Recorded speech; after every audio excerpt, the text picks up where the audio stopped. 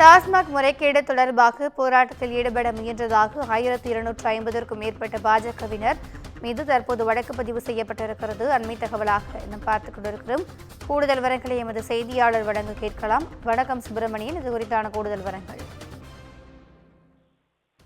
டாஸ்மாக் விற்பனையில் முறைகேடுகள் நிகழ்ந்திருப்பதாக அமலாக்கத்துறை சோதனையில் கண்டுபிடிக்கப்பட்டிருந்தது. 1000 கோடி ரூபாய் முறைகேடு நிகழ்ந்திருப்பதாக அமலாக்கத்துறை அதிகாரிகள் விசாரணையில் தெரிய வந்தது.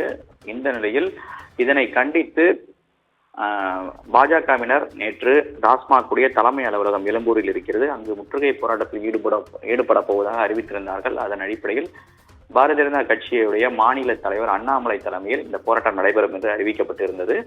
இந்த போராட்டத்தில் ஈடுபடுபவர்களை முன்கூட்டியே கைது செய்யக்கூடிய நடவடிக்கையில் போலீசார் ஈடுபட்டார்கள்.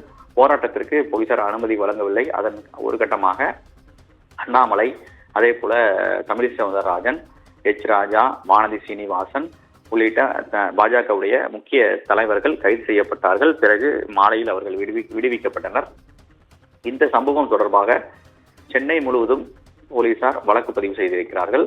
குறிப்பாக 30 இடங்களில் பாஜகவினர் இந்த போராட்டத்தில் ஈடுபட முயன்றார்கள். அப்போது அவர்கள் கைது செய்யப்பட்டார்கள். 1250க்கும் மேற்பட்ட பாஜகவினர் கைது செய்யப்பட்டார்கள்.